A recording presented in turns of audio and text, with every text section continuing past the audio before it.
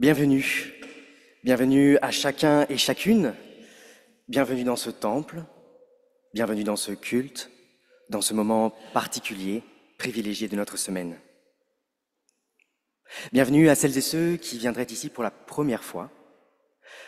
Nous sommes ravis de vous rencontrer. Bienvenue aux habitués de ce lieu, à toutes celles de passage plus ou moins régulier. Bienvenue à celles et ceux qui nous suivent par Zoom. Nous sentons votre présence. Nous formons ce matin une seule et même communauté. Ici, dans ce culte, dans ce temple, vous avez le droit d'être vous-même.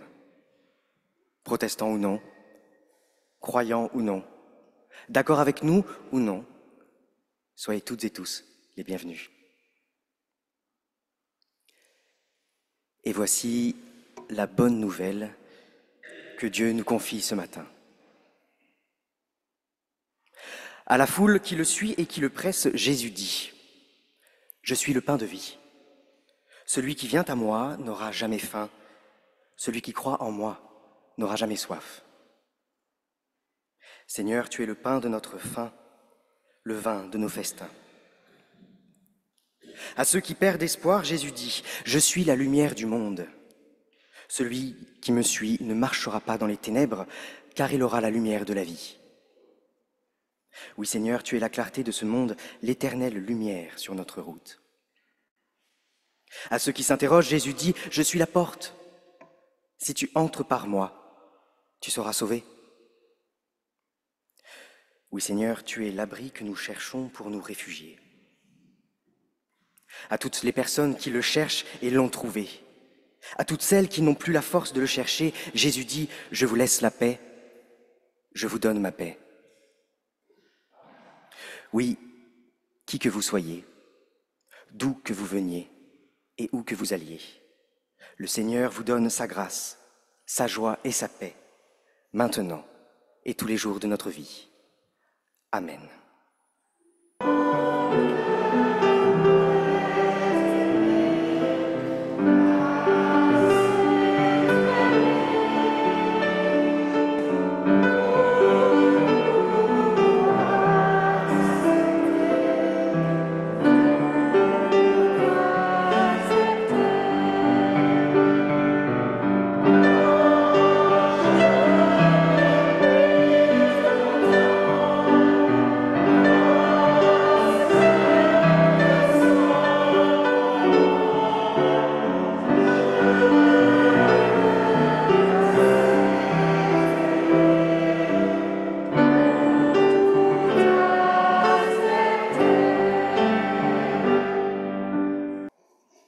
Nous prions.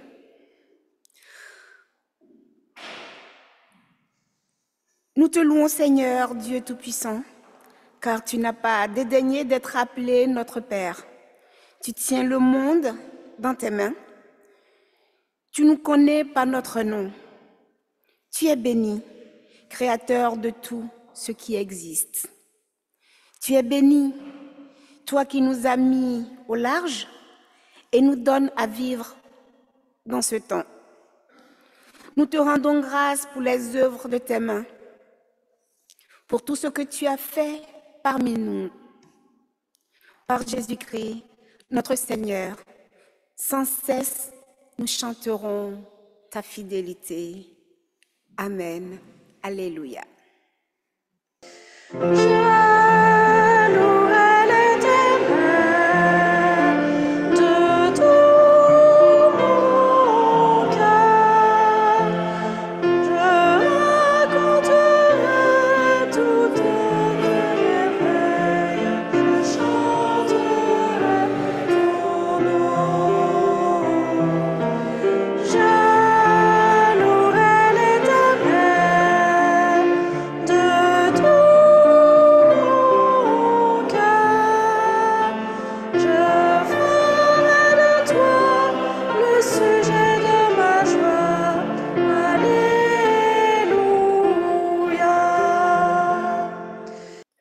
Cette parole, cette volonté de Dieu nous vient du prophète Ésaïe. Mon ami avait une vigne sur un coteau fertile. Il en avait travaillé la terre, enlevé les pierres, il y avait mis un plan de choix, bâti une tour de guet et même creusé un pressoir. Il espérait que sa vigne produirait de beaux raisins, mais elle n'a rien donné de bon. Eh bien, dit mon ami, vous qui habitez Jérusalem, vous les gens de Juda, c'est à vous de juger entre ma vigne et moi. Que faire de plus pour elle que je n'ai déjà fait? J'espérais d'elle de beaux raisins. Elle n'a rien donné de bon. Pourquoi? La vigne du Seigneur de l'univers, c'est le peuple de Dieu. La plantation qu'il chérissait, c'est le peuple de Juda. Le Seigneur espérait d'eux qu'ils respecteraient le droit, mais c'est partout l'injustice et le passe-droit. Il attendait la justice, mais c'est partout les cris des malheureux. Frères et sœurs, nous nous présentons en humilité devant Dieu, en prenant un instant de silence.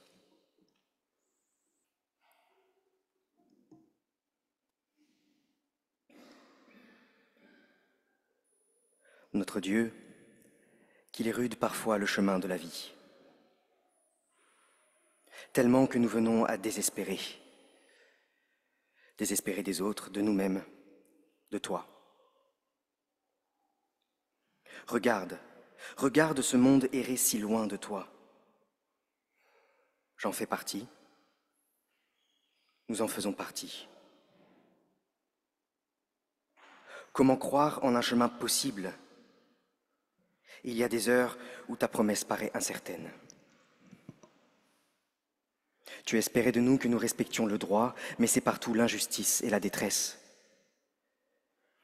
Tu attendais la justice, mais c'est partout les cris des malheureux. Ce sont partout les cris de nos frères et sœurs. Ce sont partout nos propres cris, contre eux, contre toi.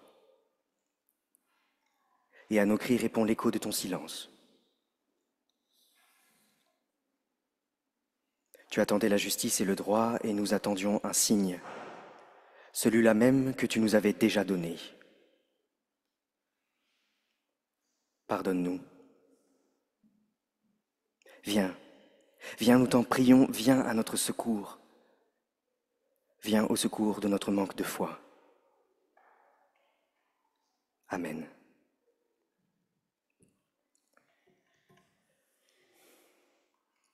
Frères et sœurs, malgré nos angoisses et nos silences, malgré nos faiblesses et nos lâchetés, Dieu nous entend, nous répond et nous pardonne.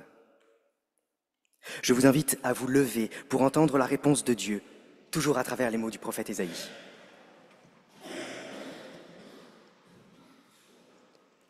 Ce jour-là, chantez la vigne délicieuse. Moi, le Seigneur, j'en suis le gardien. À intervalles réguliers, je l'arrose. De peur qu'on y fasse irruption, je la garde jour et nuit. Je ne suis plus en colère. Si je trouve des épines et des ronces, je donnerai l'assaut, et en même temps, j'y mettrai le feu. Mais celui qui me prendra pour rempart, avec moi, fera la paix. Il fera la paix avec moi. Mon frère, ma sœur, en Jésus-Christ, le monde est libéré du péché. Rien ne peut nous séparer de l'amour de Dieu. Il nous donne de croire qu'en toute impasse s'offre un passage. Le Seigneur lui-même se fait chemin, paix et promesse pour nous. Que Dieu nous mette au cœur l'assurance de son pardon et qu'il nous donne de marcher vers son royaume. Amen.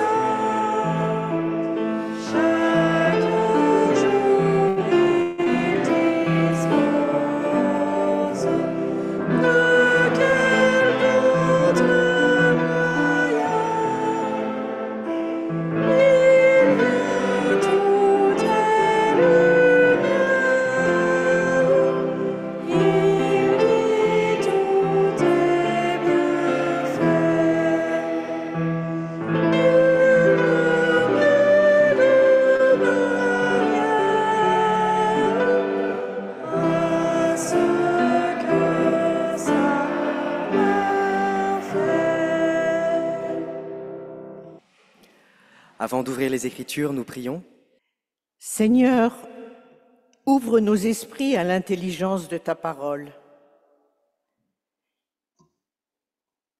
et que nos cœurs demeurent brûlants tandis que tu nous parles. Comme la pluie féconde la terre et fait germer la semence, que ta parole, Seigneur, accomplisse au cœur de nos vies sa mission, ta volonté. Qu'elle féconde nos vies et leur permette de porter du fruit. Que ta parole soit la vérité de nos existences, la lampe de nos pas. Amen. Il disait encore, « Il est du règne de Dieu comme d'un homme qui jette de la semence sur la terre. Qu'il dorme ou qu'il veille, nuit et jour, la semence germe et croît sans qu'il sache comment. D'elle-même, la terre porte du fruit. D'abord l'herbe, puis l'épi, enfin le blé bien formé dans l'épi. Et sitôt que le fruit est mûr, on y met la faucille, car la moisson est là. » Il disait encore, « À quoi comparerons-nous le règne de Dieu? Par quelle parabole le présenterons-nous? C'est comme une graine de moutarde qui, lorsqu'on la sème en terre, est la plus petite de toutes les semences de la terre. Mais une fois semée, elle monte, devient plus grande que toutes les plantes potagères et donne de grandes branches, de sorte que les oiseaux du ciel peuvent habiter sous son ombre. » C'est par beaucoup de paraboles de ce genre qu'il leur disait la parole selon ce qu'ils étaient capables d'entendre. Il ne leur parlait pas sans parabole, mais en privé. Il expliquait tout à ses disciples. Amen. Le temps est accompli et le règne de Dieu s'est approché. Changez radicalement et croyez à la bonne nouvelle. Ce sont les premières paroles de Jésus dans l'évangile de Marc. Le temps est accompli. Le règne de Dieu s'est approché. Tout l'évangile de Marc se concentre sur cette annonce. Le règne de Dieu est là. Alors bien sûr, 2000 ans après cette annonce, on a perdu l'effet de surprise. Bien sûr, après 2000 ans de rappel, de prédication et d'encouragement, on a perdu un peu d'enthousiasme. Oui, le règne de Dieu est là, il doit bien être quelque part, on le dit depuis si longtemps. Alors on expliquera volontiers que les évangiles ont été écrits à une période où les personnes pensaient réellement que la fin du monde était arrivée, et qu'avec celle-ci, le règne de Dieu allait advenir. Les épîtres de Paul en parlent, les apocalypses juives, chrétiennes et plus tardivement musulmanes en parlent. Même aujourd'hui, on en parle à nouveau, et on voit dans les catastrophes naturelles du réchauffement climatique des signes de la fin des temps et de l'arrivée du règne de Dieu. En somme, on cherche à justifier et à donner crédit aux paroles de Jésus. Car nous ne sommes pas à l'aise avec l'affirmation du Maître, et tout nous porte à croire qu'elle est fausse, et que le règne de Dieu n'est pas proche. Et on pense, fort de nos connaissances actuelles, de nos raisonnements scientifiques, qu'il nous faut aider la Bible à s'adapter au monde que l'on connaît. Alors, bien sûr, nous ne sommes pas les premiers à chercher à adapter le message de Jésus. À partir des 2e et 3e siècles se développe l'idée d'un enfer et d'un paradis. Le règne de Dieu ne venant pas, il a été considéré que celui-ci devait se passer après notre mort. Il fallait bien y donner un sens. Bien sûr, on a cherché d'autres explications. Le règne de Dieu ne venant pas, c'est que l'humanité n'a pas changé radicalement, n'a pas assez changé pour que le règne vienne. Et chacun et chacune est libre de trouver la raison qui fait que l'humanité n'a pas changé. Il semble qu'à notre époque, par exemple, on voit dans toutes les avancées des droits humains autant de raisons d'attente. Le règne de Dieu ne pouvant pas venir, apparemment, dans une société qui autorise le droit au divorce, à l'avortement ou à l'immigration, etc., etc. À chaque génération s'ajoute la raison du retard du règne de Dieu. Le règne de Dieu ne serait donc pas venu à cause de nous autres, humains, avec toute l'ironie qu'une telle affirmation présente. Nous serions donc plus forts que Dieu. Une autre explication encore à ce retard serait que si le règne de Dieu ne vient pas, c'est que la Bible fait erreur. Ne l'a-t-on pas déjà montré par des règles de physique qui expliquent bien que marcher sur l'eau est impossible, qu'être ressuscité est très improbable, qu'un Dieu qui aime tant le monde qui lui a donné son Fils unique est impensable pour notre monde. Et pourtant, l'évangile de Marc est clair, radical, absolu. Le temps est accompli et le règne de Dieu est là. Et c'est exactement de cela dont parle Jésus dans les paraboles que nous avons lues ce matin. Alors, parabole est un terme qui peut sembler technique et qui provient du grec. Il signifie littéralement « jeter au-delà d'eux ». La parabole est une parole qui affirme que son sens est à chercher au-delà de ce qu'elle dit, plus loin de ce qu'elle dit. En ce sens, la parabole ne peut pas être comprise autrement que par l'interprétation. Nous ne pouvons pas, avec des paraboles, contraindre le texte biblique à s'adapter à notre monde. Nous ne pouvons que nous laisser travailler par les mots de Jésus. Et pour travailler, il nous travaille. Alors bien sûr, certaines lectures de ces paraboles sont devenues dominantes, principales, plus écoutées et répétées, notamment dans nos églises. On a lu dans les paraboles de la semence qui pousse seule et dans celle de la graine de moutarde plusieurs grands principes. D'abord, celui de l'humilité du maître, qui prend soin de convoquer des images connues, celles des champs et de l'agriculture. Celle d'un Jésus qui prend le temps de rassurer l'humanité. Il en est du règne de Dieu comme d'un règne qui vient, lentement, telle une pousse qui mûrit.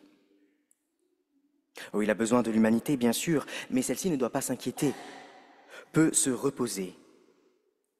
Cela avance. Et encore, la fameuse thèse du rossignol. Vous connaissez peut-être cette fable d'une forêt en feu et d'un rossignol, loin d'être découragé, qui met de l'eau dans son bec en disant aux autres animaux de la forêt qu'il fait sa part pour éteindre les flammes. Notre part serait celle de jeter un grain de moutarde. Dieu fera le reste et en fera un abri pour tous les oiseaux du ciel.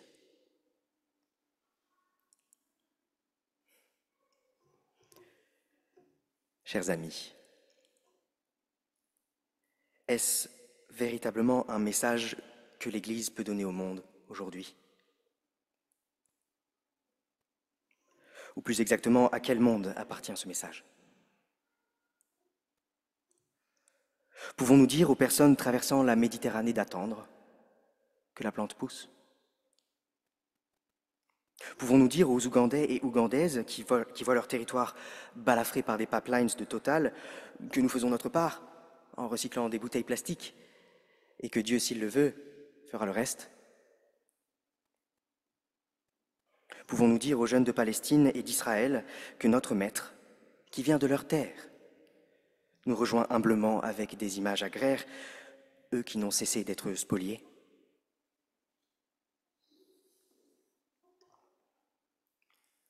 À chaque génération vient son lot de contradictions et de trahisons de l'Évangile.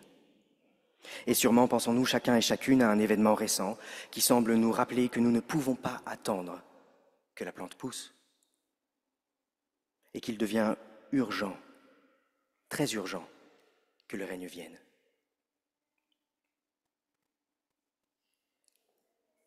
Et Jésus parlait en parabole. Les deux paraboles que nous avons lues aujourd'hui sont les seules de l'évangile de Marc à parler du règne de Dieu. Et pourtant, ces deux paraboles montrent deux scènes totalement différentes. Un être humain est présent dans l'une, absent dans l'autre. Une semence inconnue est à droite, une graine de moutarde à gauche, un règne marqué par la moisson ici, par un arbre là. Un seul point commun, le règne. Le règne de Dieu est là, affirme Jésus. Non pas à chercher, à attendre, à mériter, mais là, dès aujourd'hui. Penchons-nous sur la parabole de la semence qui pousse seule et regardons attentivement. Tout commence lorsqu'un homme jette de la semence. Le verbe grec utilisé ne laisse pas de doute. L'homme jette, se débarrasse, délaisse la semence. Il ne s'agit pas là d'un calcul, d'un travail, d'un espoir, comme on a bien voulu le lire, mais d'un jet. Comme on jette un déchet, comme on jette une pierre, comme on jette une insulte. Il en est du règne de Dieu comme d'un monde qui ressemble étrangement au nôtre, marqué par la violence, l'abandon et, semble-t-il, l'impunité. La semence n'est même pas jetée dans la terre, car le terme grec employé pour parler de la terre veut aussi dire le sol, le pays, par terre. Elle est jetée dans un lieu et on ne sait rien de plus. Comme on ignore aujourd'hui le nombre exact de ces hommes et femmes qui meurent en Méditerranée. On les a jetés, lancés, vendus, et pour ce qui est du reste, on verra bien. Il en est du règne de Dieu comme de notre monde, une réalité inavouable. Mais là où nous sommes souvent rassurés, là où nous acceptons notre ignorance, Jésus nous le rappelle. Dieu veille. Le Seigneur veille. Et le texte nous le dit bien, d'une seule semence est tirée une moisson. Une seule graine donne une moisson. Dans notre logique, dans notre réalité, cela n'a aucun sens. Mais il en est du règne de Dieu comme de notre monde, gardé, veillé par Dieu. Il en est du règne de Dieu où tout acte a une conséquence. Il en est du règne de Dieu où le désintérêt entraîne la disparition et où la semence, une seule semence, entraîne la moisson. Et tout de suite, le malaise est là, n'est-ce pas? De quoi, de qui nous désintéressons-nous? Qu'est-ce que nous tentons de jeter, individuellement ou collectivement? Car de tout cela, le monde est témoin, le garde, le rendra. Le règne de Dieu est comparable à une justice nouvelle où toute victime d'abandon, de rejet, de désintérêt croit pour la moisson. Et où tout être humain jetant ou se débarrassant de cette graine disparaît, comme il disparaît de la parabole.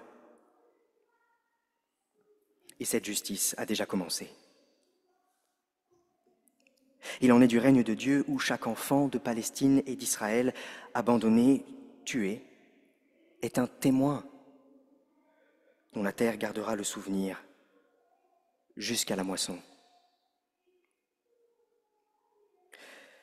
Non, je ne crois pas que la parabole de la semence qui pousse seule soit un droit pour nous au sommeil.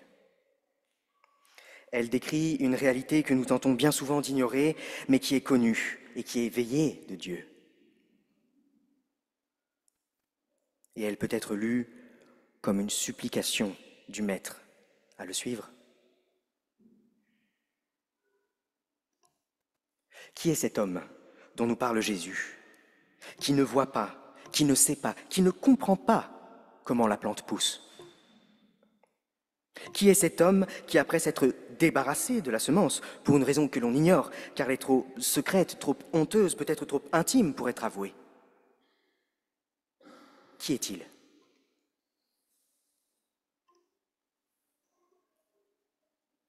C'est celui qui n'a pas vu que la semence qu'il lance est en fait une graine de moutarde. C'est celui qui n'a pas vu, qui n'a pas su, qui n'a pas compris, comme nous dit le grec, qu'à toutes et tous, une graine de moutarde est donnée. Gratuitement. Et que de toutes ces semences, Dieu peut faire une moisson. Et que de toutes ces semences, Dieu peut faire un abri. Mais qu'il nous appartient à nous seuls de la planter. Et si, pour des raisons qui nous dépassent, nous ne pouvons pas le faire, Dieu lui-même la fera pousser pour nous, dans sa grande justice.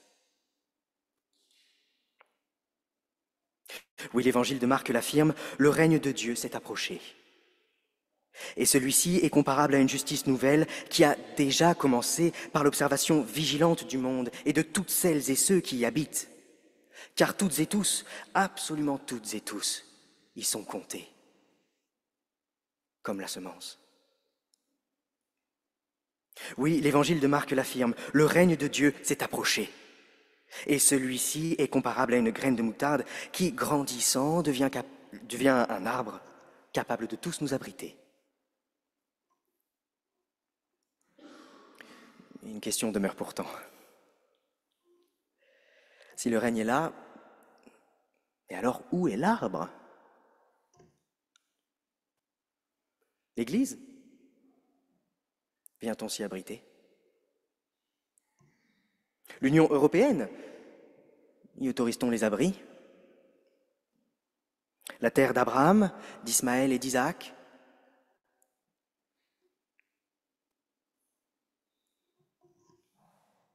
Qui est cette personne qui ne voit pas?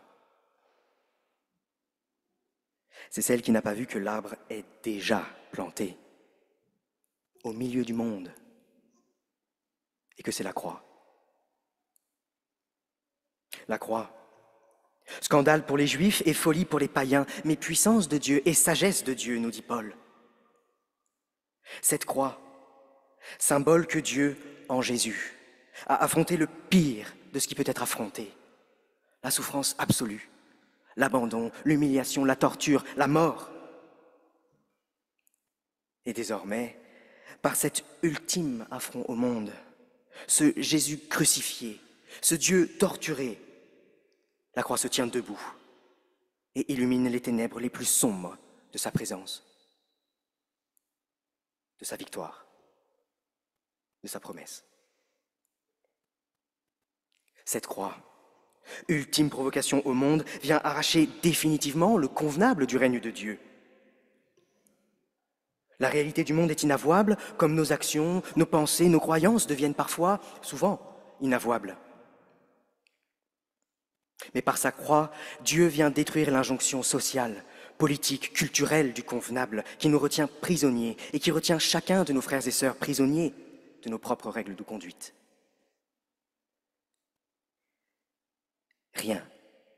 Rien ne peut être pire que la croix pour un Dieu.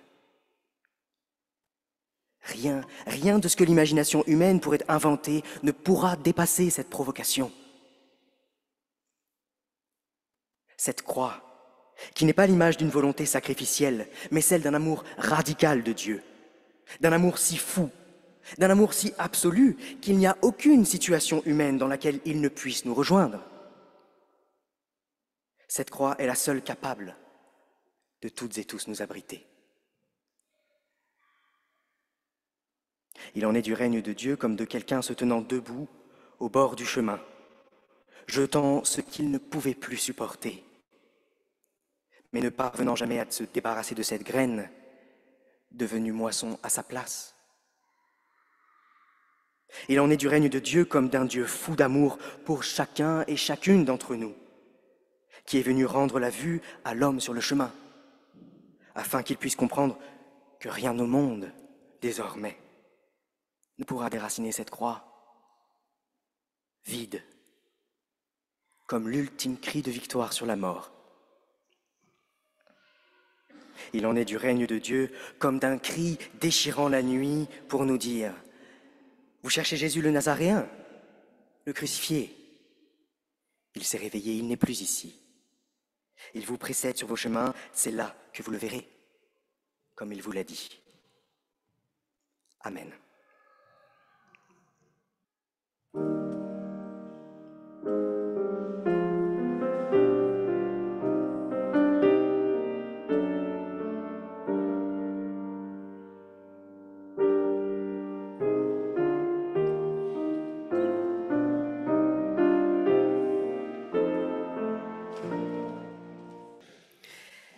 Et voici venu le moment de l'offrande.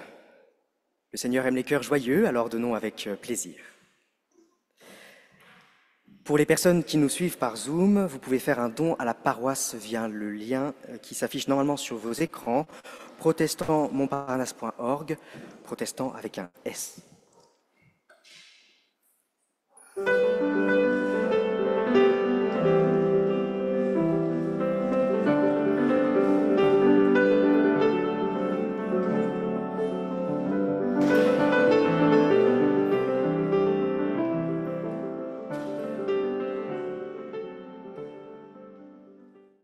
Nous pouvons nous recueillir dans la prière d'intercession. Nous prions. Seigneur, laisse-nous être devant toi les témoins du monde. Laisse-nous être devant toi porteurs et porteuses d'incrédulité, d'angoisse, de peur, de colère. Ô notre Père, nos frères et sœurs souffrent. Ils souffrent de la guerre qui ne s'arrête pas. Elle ne s'arrête nulle part, en Iran, en Ukraine, en Palestine et Israël. Et nous, Seigneur, nous ne savons pas quoi faire. Nous ne savons plus en quoi croire, nous ne savons plus quoi dire. Ô notre Père, nos frères et sœurs se déchirent et nous nous déchirons avec eux. Seigneur, toi qui peux tout entendre, entends leurs cris, leur détresse, leur mal. Toi qui as tout traversé pour eux, pour nous, pour ce monde que tu aimes tant, nous t'en prions que ton règne vienne. Fais que nos croix et que toutes les croix de ce monde soient soutenues par ta croix, vide, resplendissante. Et fais qu'au cœur des ténèbres, ton nom brille comme une promesse qu'aucun mal ne pourra jamais atteindre. Tu es vivant. Père, nous t'en prions, sois cette vie pour chacun et chacune de nos frères et sœurs. Unis au Christ et dans la communion de toutes les personnes qui célèbrent sa résurrection, nous prions ensemble, ainsi qu'il nous l'a enseigné. Notre Père, qui es aux cieux, que ton nom soit sanctifié, que ton règne vienne, que ta volonté soit faite sur la terre comme au ciel. Donne-nous aujourd'hui notre pain de ce jour. Pardonne-nous nos offenses, comme nous pardonnons aussi à ceux qui nous ont offensés. Ne nous laisse pas entrer en tentation, mais délivre-nous du mal, car c'est à toi qu'appartient le règne, la puissance et la gloire, pour les siècles des siècles. Amen. Pour recevoir la bénédiction. Que le Dieu d'amour ressuscite en nous ce qui est mort et desséché. Qu'il nous donne de demeurer en Christ pour que nous puissions porter les fruits qu'il attend de nous. Allons dans sa paix et gardons dans nos cœurs l'espérance qui s'enracine dans la terre des ombres, qui se déploie comme la vigne. Vous êtes bénis au nom du Père, du Fils et du Saint-Esprit. Amen.